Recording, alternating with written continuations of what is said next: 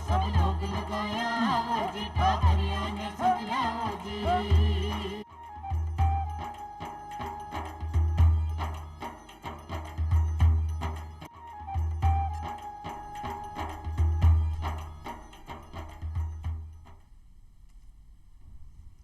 चौपाल देख बड़ा भाई और बहना ने राम राम साई भाई बड़ा। आज को जो बखत, आज को जो युग है वो तकनीक को युग है। तकनीकी रूप से जितरो जिन्हें ज्ञान है वो बतरो फायदा में है, और अगर तकनीक को सामान्य ज्ञान भी जी मिनख न कोने तो उन्हें बहुत सारी समस्या परेशानियों का सामना करना पड़ सके।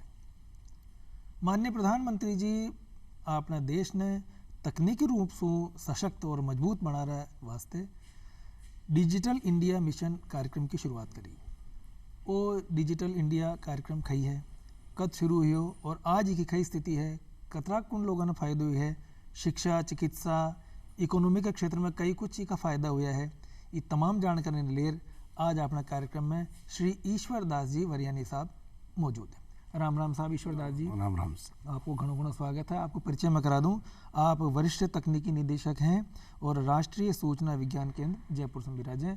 और चूँकि भाई बहना विषय बहुत महत्व को है और आपने गांव तक किसान भाई ने इसका कई कुछ फ़ायदा हुआ है, की जानकारी भी मैं एक किसान प्रतिभागी कार्यक्रम में बुलाए हैं। आप हैं श्री शंकर लाल जी यादव साहब। राम राम साहब। यादव साहब, यादव साहब चाकसू सो आपने बीच में है।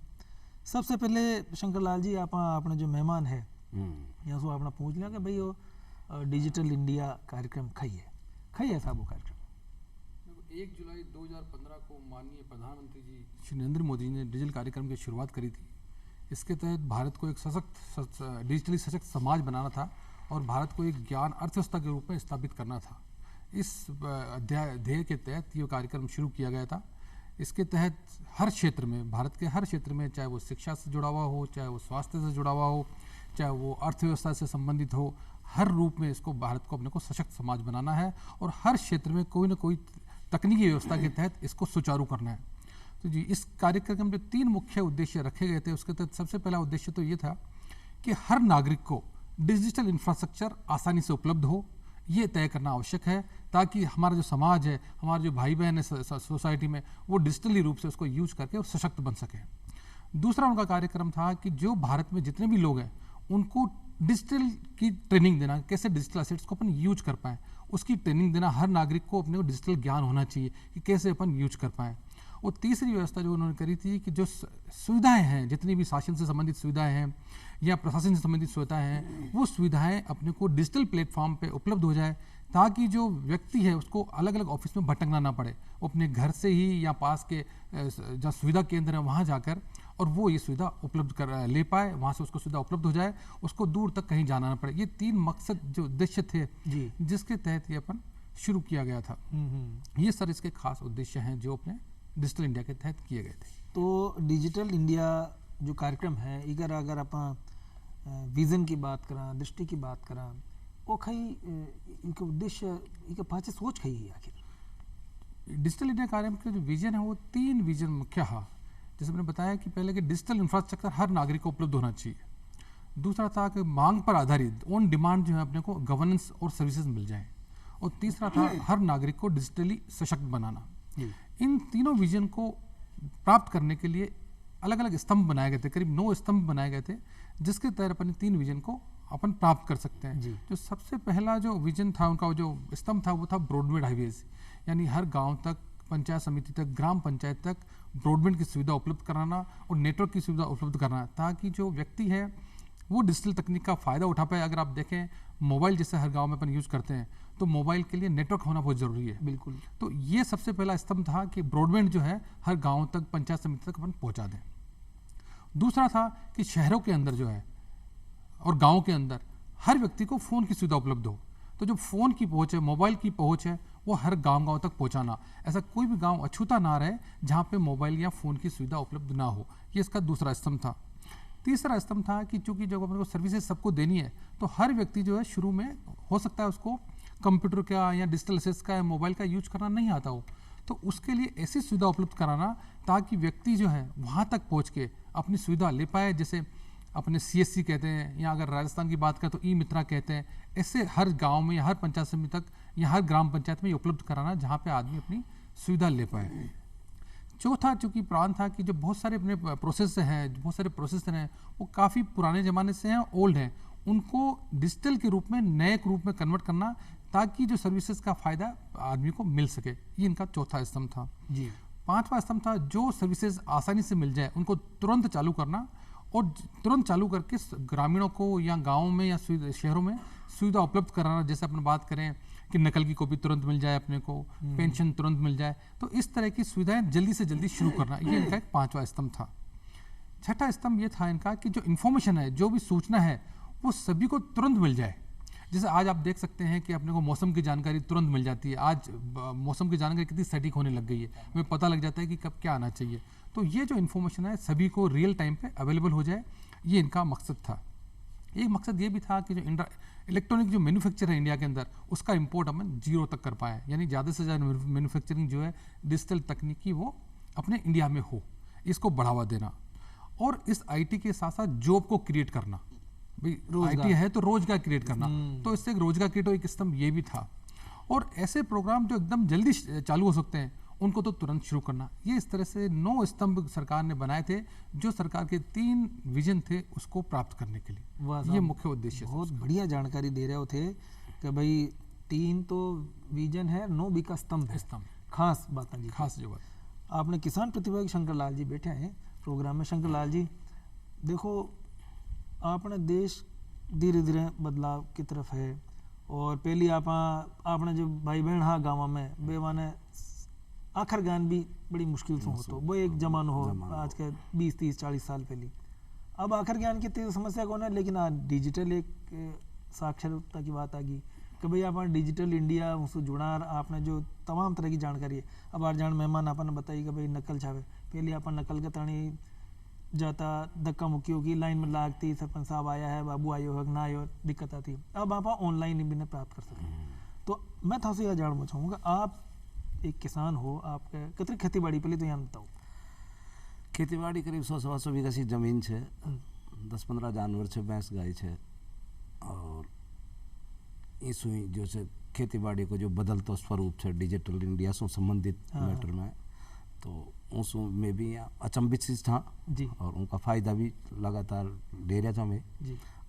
और आगे जिया जिया आगे बढ़ रहे तो कोशिश यही करा था आगे जो पाछली पीढ़ी है या बच्चा है या जो वो भी है वहाँ भी बार बार तकनीकी सु आगे और बढ़ावा तानी जो बढ़िया चल रहे जो मामलो ज्ञान को जो इलेक्ट्रॉनिक मामला सु बिल्कुल उससे जुड़ाव राखर आगे बढ़ेला यदि माँ की स्थिति सुदृढ़ हो पाई थी मान लो। पहले की स्थिति माँ की बहुत गंभीर थी, लेकिन धीरे धीरे बदलाव आयो। बैलगाड़ी से छूट ट्रैक्टर तक पहुँचा, ट्रैक्टर से छूट जिया तिया ये में खेती बाड़ी पर अब जो स्थिति आई कब मान वो टोटली माँ बरसात को जिया पानी कौन सो जी, माँ कुआ हुआ कहीं छे कौन, तो ये फार्म पॉन्ड वगैरह बूंद बूंद सिंचाई योजना आश्चर्य जदियो जो माँ खेत में खड़ा जो जांच करवाड़ो गयो वो कि मैं खसरा नंबर फला में खड़ो छूँ, वो एकदम एक छोटा सा इतना सा औजार से उन पता जो ऊपर सूचना ले वो पहुँचाए। तो कई चीज़ें जहाज में छोटी छोटी चीज़ों के लिए जमाबंदी के लिए पहले पटवारी और तहसील वगैरह में जाना पड़ो, जो वो कोई जरूरत कौन गई 1 मिनट में तुरंत ई पे नेट पे ले लें मित्र के जरिए या और कर लिए हर एक चीज़। इसके अलावा जो मान लो किसान सम्मान निधि है वह सीधी माँ का खाता में खुद काम आ रही है, माखन KCC वगैरह ले वहाँ किसान जो सरकार दे रही है, तो उनमें जहाँ क्रेडिट कार्ड है और कई है बैंक में ज़्यादा चक्कर लगावा की जरूरत कौन, डायरेक्ट वो जो है पेमेंट भी ले लिया जा। जी माँ को दूध वगैरह भी बेचा तो उनको भी वो पेमेंट सीधो खाता में जमा जाओ सर सीधो में जो है माँ को जो क्रेडिट कार्ड है या जी इसू लेता को में सीधो पेमेंट डिजिटल पेमेंट जिन खा जा पैसा की ज़्यादा रखवा की जरूरत कौन, सीधो हिसाब किताब मोबाइल में मोबाइल से पेमेंट कोई नहीं करना जो मोबाइल से कर दिया कोई दिक्कत कौन। हाँ अच्छा, पानी वानी कई व्यवस्था पानी की ये जगह एरिया में पानी की कमी है, पानी छे तो खराब है वो वास्ते में बरसात का पानी न संचित कर और फार्म पॉन्ड वगैरह बना मिली और ऊँसों फेर में माँ की सिंचाई वगैरह वो छोटो मोटो काम बिल्कुल कम पानी में और बढ़िया उपज लेवा की करना। चलो ये डिजिटल इंडिया से आपन और कई फायदा हुआ आप आपसे बातचीत कर रहा मेहमान से पूछ लेंगे वो जो डिजी लॉकर है, एक शब्द मैं अखबार में पढ़ा देखा सुना, वो खाई है, को खाई मतलब कई फायदा है। डिजी लॉकर एक ऐसी व्यवस्था सरकार ने कर दी। अभी क्या करते हैं अपन, जैसे सपोज करो कि अपने को कोई फॉर्म भरना है, एग्जामिनेशन का फॉर्म भरना है, या अपन किसी नौकरी के लिए अप्लाई करते हैं, तो हर फॉर्म के साथ कई सारे डॉक्यूमेंट लगाने पड़ते हैं। अपना एड्रेस का प्रूफ डालना पड़ता है, अपने को अपना आधार कार्ड का प्रूफ डालना पड़ता है, पैन कार्ड का डालना पड़ता है, इससे बहुत सारे कागज साथ में लगाने पड़ते हैं। अगर 10 बार कहीं अपन अप्लाई करेंगे तो 10 जगह अलग अलग सारे कागज देने पड़ते हैं। अब सरकार ने व्यवस्था करती है कि जो जितने भी कागज हैं, जो इंपॉर्टेंट कागज हैं, वो आप अपने डिजी लॉकर में रख लो। तो सरकार ने एक तरह से आपको एक डिजिटल लॉकर दे दिया है जहाँ पे आप अपने डॉक्यूमेंट्स रख सकते हो उनको वहाँ, और जब भी किसी को जरूरत हो तो आप उसको उसका एड्रेस बता सकते हो कि मेरा यहाँ पड़ा है, उसको वो वहाँ देख लेगा कि वो डॉक्यूमेंट पड़ा है। जैसे अभी देखें अपने जो स्कूल्स की मार्कशीट्स हैं वो डिजी लॉकर में आ रही है। अभी ट्रांसपोर्ट डिपार्टमेंट ने कहा है कि उनके जो लाइसेंसेज हैं, रजिस्ट्रेशन कॉपी है, वो डिजी लॉकर में उपलब्ध होगी। जैसे अगर मैं बात करूं तो मेरे पास में आज कोई भी कागज़ नहीं रखता, मेरा लाइसेंस, मेरा रजिस्ट्रेशन सब डिजी लॉकर में उपलब्ध है। तो ये कागज़ को एक कम करने की प्रक्रिया है कि अपन कैसे कागज़ का कम यूज़ कर पाएँ, कम से कम यूज़ करके और सारी सुविधाएं ले सकें। तो डिजी लॉकर के अंदर आप अपने सारे इंपॉर्टेंट डॉक्यूमेंट जितने भी हैं, लाइसेंस हैं, आधार है, आपका रजिस्ट्रेशन कॉपी है, आपकी मार्कशीट्स हैं, वो सब आप वहाँ डाल सकते हो। और जब भी किसी की ज़रूरत हो तो आप उसको सिर्फ उस डिजी लॉकर का लिंक शेयर कर सकते हो कि मेरा कागज़ यहाँ पड़ा है, आप देख लो। बार बार कागज़ लगाने की ज़रूरत नहीं है। तो जो आपका एक फॉर्म जो है 10 पेज का होता था, एक फॉर्म एक पेज में सिमट के रह गया, और धीरे धीरे वो भी समाप्त होता जा रहा है, क्योंकि अब जो फॉर्म्स है वो भी अपने ऑनलाइन भरना है। जब ऑनलाइन भरते हैं तो वहाँ पे अपन लिंक दे देते हैं कि हमारे कागज़ वहाँ पड़े हैं, आपको देखना हो तो वहाँ देख लो। तो इस सरकार ने सुविधा उपलब्ध कराई कि आप अपने सारे डॉक्यूमेंट्स को है डिजिटल लॉकर में, जैसे अपना लॉकर होता है ना घर में, ऐसे डिजिटल लॉकर है जहाँ आप अपने डॉक्यूमेंट रख लो और जब किसी को देखना हो तो उसका लिंक आप शेयर कर दो, आपके कागज़ वहाँ पड़े हैं। ये सुविधा अपन ने सरकार ने दी है। तो इससे पेपर का यूज जो कम से कम होगा, पेपर सेविंग होगी। अगर आप जानते हैं कि पेपर बनाने कितने पेड़ काटने पड़ते हैं अपने को, तो ये जंगल और ये सब बच जाएंगे अगर जितने कम से कम पेड़ अपन यूज होंगे। तो ये बहुत बड़ा फायदा है इस चीज़ भाई का। मतलब पहले अगर 10 कागज लागता तो अब 2 कागज में ही काम हो जाएगा, एक कागज में। अब तक बाकी कागज तो सारा पड़े आउट है, बिल्कुल। तो वहाँ की जरूरत ही कौन आप। सही बात। एक में नेशनल फाइबर एक शब्द सुनवा में आवे, नेटवर्क वो खाई बिल्कुल। नेशनल अपन एक वर्ड है नेशनल ऑप्टिकल फाइबर। हाँ। नेशनल ऑप्टिकल फाइबर जो है वो प्लान जो है गवर्नमेंट को 2011 में वैसे शुरू हो गया, पर बाद में इन्हें भारत नेट के रूप में बजाना। अब इन्हें भारत नेट बोला। ये के तहत कि ये जितनी भी ग्राम पंचायत है अपनी भारत की, जो भी ग्राम पंचायत है, करीब 2.5 लाख ग्राम पंचायत है और 6.5 लाख गाँव है जो है, तो सारी ग्राम पंचायतों पर ऑप्टिकल फाइबर डाल और उधर नेट की कनेक्टिविटी उपलब्ध कराबो है। तो वो नेट की कनेक्टिविटी उपलब्ध करा, तो जो जितनी भी आपकी ई सर्विसेज हुई, लाइक आपने बैंकिंग करनी है या आपने कोई कागज़ निकलवाना है, तो ग्राम पंचायत तक वह नेटवर्क कनेक्टिविटी उपलब्ध हुई। तो नेशनल ऑप्टिकल फाइबर नेटवर्क जिन्हें आप आज भारत नेट के रूप में जाना, वो सारी ग्राम पंचायत है ना आपने जोड़ना है, जो करीब करीब भारत का 6.5 लाख गाँव है सुविधा देवेली। जितनी भी डिजिटल सुविधा है आप उधर जार ले सको, और वो सारी सुविधा प्राप्त करने वास्ते है और जो ऑप्टिकल फाइबर एक केबल आवे, वो केबल वो आप सारा कनेक्टिविटी हर ग्राम पंचायत तक पहुँचा रहे हैं। इन आपा के नेशनल ऑप्टिकल फाइबर नेटवर्क या आज आप ना भारत नेटवर्क के रूप में जाना। तो माननीय प्रधानमंत्री जी का ताणी 2.5 लाख पंचायत ने जोड़वा को लक्ष्य रखे, तो वो लक्ष्य के बार की स्थिति अभी वो लक्ष्य करीब करीब काफ़ी पूरा हो गया है। और आप देखा तो लगभग प्लान है कि अब थोड़ी सी जो ग्राम पंचायत बची है वो काम चल रहा है, पर अधिकतर केस में वो जुड़ चुके हैं। तो आप देखें आपने ग्राम पंचायत पर जो आपने सुविधा मिल रही है, जो आप कंप्यूटर लगा है, जो नेट टू कनेक्टेड है, या आप जब नकल की बात कर रहे हो, तो बहुत सारी सुविधा आपने ग्राम पंचायत के रूप में मिल रही है। खैर साहब के भारत जो है किसाना को देश है, और किसान अगर समृद्ध है, खुशहाल है, किसान अगर खुश है, किसान की आमदनी ठीक ठाक सी होती रही, तो फिर बाकी दिक्कत कौन। बिल्कुल सही। तो किसाना ने सीधे सीधे कई फायदा हो रही है डिजिटल इंडिया में। डिजिटल इंडिया जो है बेसिकली देखा जाए तो ग्रामीण क्षेत्र का वास्ते बहुत फायदा हो डिजिटल इंडिया में। जैसे आप अगर सिंपल सी बात करा कि पहली किसान ने फसल बेचनी तो मंडी में जाना पड़ता अपन, और अलग अलग मंडी का रेट अलग अलग होता है, पता ना चलता। तो अब जो सरकार है एक ई नाम कर एक पोर्टल शुरू करे है, ई नाम है जिसमें मंडी की अलग अलग रेट अपन अवेलेबल हो जाए। आप किसान घर बैठे देख सके कि मंडी में कई रेट चल रहे हैं, और ऑनलाइन सारी चीज़ें उपलब्ध हो है। एक चीज़ दूसरी जगह किसान के रूप में बात करा तो सबसे ज़्यादा फायदा अगर आप देखा तो बार जब पेंडेमिक आयो अपने 2020 में, जब इंडिया लॉकडाउन हो गया एक तरह में देखा जाए तो उस लॉकडाउन के दौरान फिजिकल इंफ्रास्ट्रक्चर तो भी सब बंद हो, पर वो डिजिटल चीज़ें ही जो भारत ने चालू रखियो। बिल्कुल। अगर बात करा वो टाइम की तो लगभग करीब $5 बिलियन जो है गवर्नमेंट के, जो आप कह रहे हैं कि आपके खाता में जो पेमेंट आया वो टाइम, वो एक डिजिटल इंफ्रास्ट्रक्चर ही हो जो आपके खाता में, भारत बंद हो लेकिन पैसा आपका पैसा खाता में आया। स्वतः तो करीब $5 बिलियन सरकार जो है वो डिजिटल इंफ्रास्ट्रक्चर के थ्रू किसान भाई ने उपलब्ध कराए। तो डिजिटल इंफ्रास्ट्रक्चर फायदे देखें कि भारत बंद हो लेकिन पैसा आपके खाता में आ गया, जो समान निधि की बात कर रहे हो अपना अकाउंट में बैंक में सीधा सीधा आ गया। तो बहुत बड़ो फायदो जिगन हुई।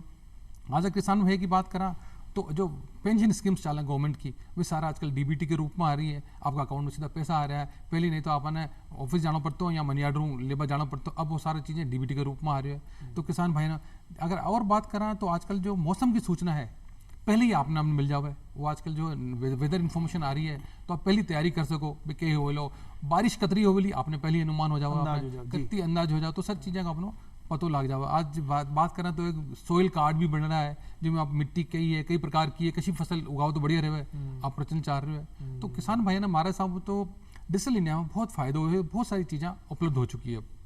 अब देखो फायदो हुयो कि न अगर किसान भाई हाँ। नेड़ बेटा है ना पहुंच लिया तो ये शंकर लाल जी कई फायदे इतनी सारी बातें बताइए ईश्वर दास जी, तो कुछ फायदो हुयो हाँ, केवल बातें ही है? नहीं बाता नहीं, वास्तव में धरातल पर है। और जी धरातल की मोटी बात यह है कि 50 कतरी भी सरकार की जो योजना थी वो जो है संपूर्ण रूप से नीचे धरातल पर उतर कौन थी। डिजिटल में अगर उन्हें 2000 रुपया खाता में डाल रहे तो सीधा 2000 काश्तकार खाता में पहुंच रहे थे, बीच में कोई भी तरीका को।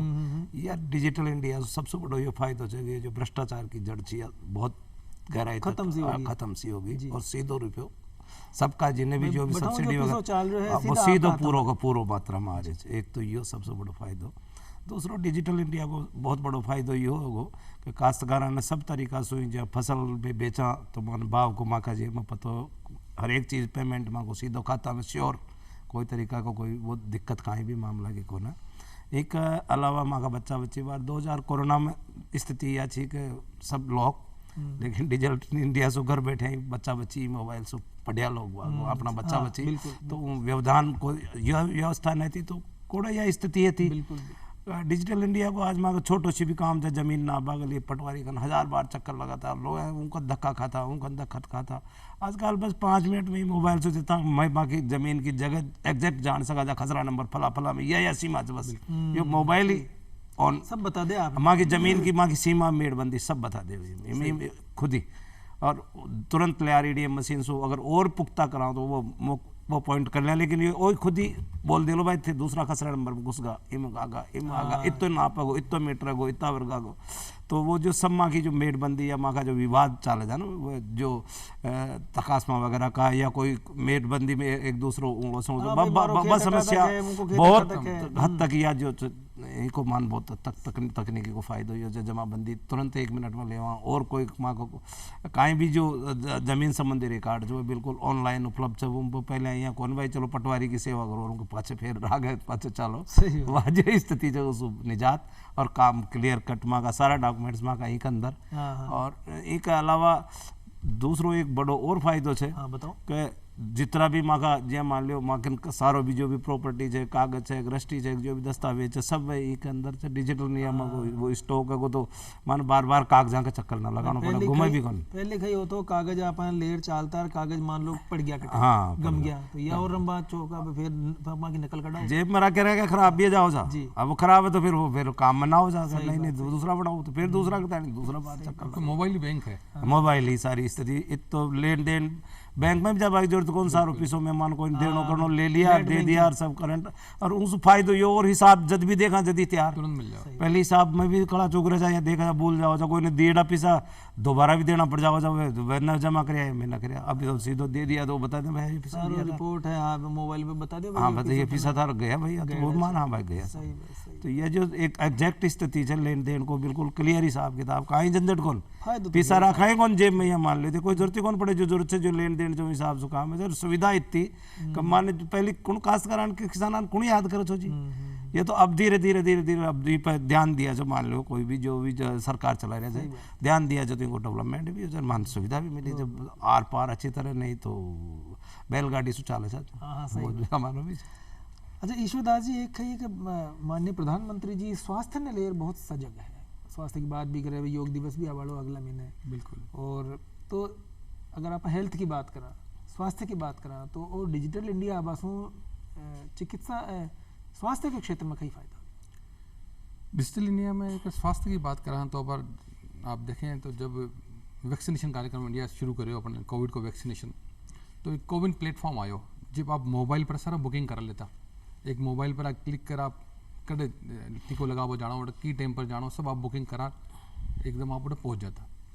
दूसरी बात करा तो गवर्नमेंट जो है एक ई हॉस्पिटल का एक पोर्टल चालू करे, एक अंदर के ये बेसिकली कि आपको हॉस्पिटल में जा आप अपॉइंटमेंट ले लो, आपकी रिपोर्टा रख सको, आप कभी भी देखो आपको एक तरह से मेडिकल रिकॉर्ड जो है वो पूरा कंप्यूटर पर उपलब्ध हो जाए।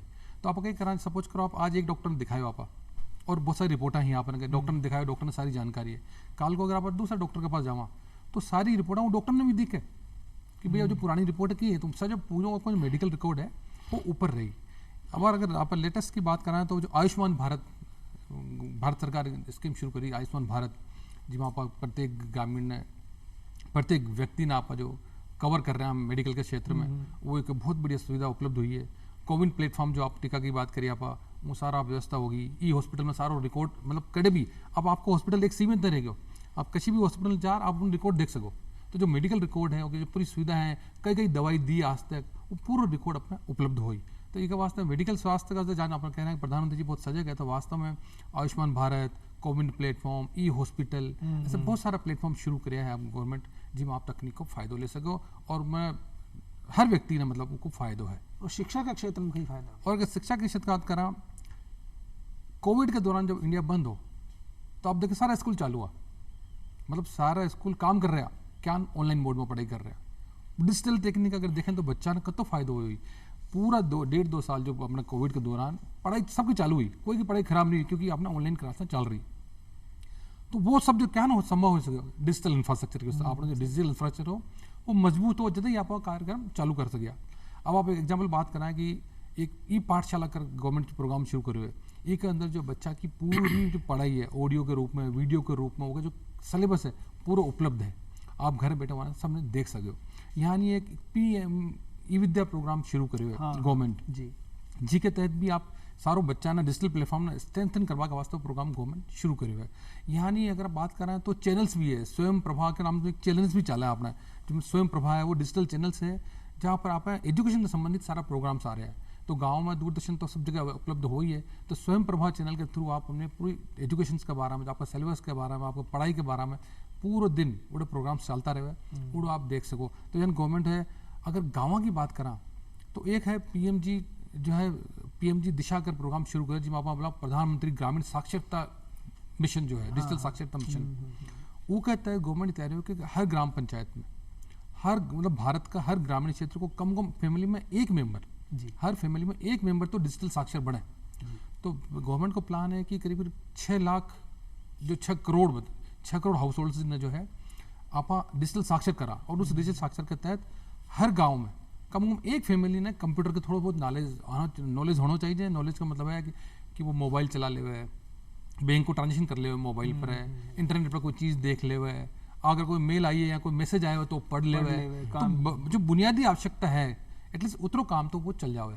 तो वो जो है प्रधानमंत्री डिजिटल साक्षरता मिशन वो के तहत आप हर हाउस होल्ड ग्रामीण क्षेत्र में हर हाउस होल्ड ना आप डिजिटली साक्षर कर रहे हैं। ईश्वर दास जी एक छोटी सी बात और है कि ये कार्यक्रम की कुछ चुनौतियां भी हैं। नेट गांव में हाल भी बतरो काम कौन करे, या माँ का जो गांव का भोला भाड़ा भाई बहन है वे साइबर क्राइम का शिकार हो जाए, तो इसके बारे में थोड़ी सी संक्षिप्त में जानकारी दो कि इसको क्या बचा। वास्तव में आप सही कह रहे हो कि डिजिटल तकनीक के साथ साथ जो है वो चुनौतियाँ भी बहुत है, क्योंकि वो डिजिटल इंडिया जो है बहुत बड़ा कार्यक्रम है, इन्हें पूरा करवा वास्ते बहुत सारी चुनौतियाँ भी है। और चूँकि भारत एक बहुत बड़ा देश है तो हर स्कीम में इम्प्लीमेंट करने में थोड़ा सा टाइम तो लगा ही है। प्लस दूसरा जो डिजिटल साक्षर हो तो गया आपा, पर दिक्कत है कि आजकल जो है साइबर क्राइम खूब चल रहा है, जो लोग इसका शिकार भी खूब हो रहा है। तो ये के वास्ते सबसे बढ़िया तरीका तो है कि अगर अपने साक्षर डिजिटल साक्षर हाँ तो सब अपने स्वयं जागरूक होना पड़ेगी। आप आगे करा कोई भी कॉल आवा आप उठावा और अपनी सारी जो पर्सनल जानकारी है आप उन्हें बता देवा। तो ये चीज़ों अपने बचना चाहिए। कोई भी फोन पर अनजान व्यक्ति ने अपनी पर्सनल जानकारी कभी भी साझा मत करो। जब आप देखा कोई भी आप बैंक को ट्रांजेक्शन करा तो OTP आओ अपन, वो OTP कोई ना बताना होना चाहिए। वो जो चीज़ है पूरी साक्षरता की वो मतलब स्वयं जागरूक हो ही कर सका, कोई दूसरा व्यक्ति आपने अतरो जितना समझा सके जितना आप खुद साक्षर हो करा। तो अगर आपने बहुत जागरूक होना पड़ेगा वास्ते, और साइबर को शिकार होने का वास्ते शिकार क्राइम रिपोर्ट करवाना ऑनलाइन पोर्टल भी अवेलेबल है। अगर आप बाय द वे कोई क्राइम को शिकार हो गए तो पोर्टल पर आप ऑनलाइन भी अपनी कंप्लेंट रजिस्टर करा सको। और बहुत चुनौती है, मतलब आप देखो आपकी पर्सनल इन्फॉर्मेशन जो है वो हर कोई अब ना शेयर न शेयर करनी न चाहिए। करनी चाहिए। शंकरलाल जी एक बात और ध्यान रखो करो, कोई अनजान आदमी कोई लिंक भेजे तो उन्हें क्लिक न करना चाहिए, नहीं तो क्लिक करता ही पैसा कट जाए। हाँ। तो अब ईश्वर दास जी कंप्लेन जो आप करा ना कंप्लेन वो कभी भी आप करा कोई कंप्लेन लिखनी हो तो गूगल पर जा नंबर शोध कर ले वहाँ कतई नहीं करना चाहिए। अपना कंपनी जो ऑथेंटिक साइट है ऊपर जा नंबर देख ही आपने कंप्लेन करनी चाहिए। ये मार्च से पहले गुजर चुकी है मामला में। ईश्वर दास जी तेमा का कार्यक्रम पधारिया। शंकरलाल जी था की बात काटवा के तानी माफी चाहूँ, प्रोग्राम वक्त पूरा हो रहा है, ई वक्त तो लेनी पड़ती इजाजत। राम राम। राम राम। राम राम साहब, राम राम साहब।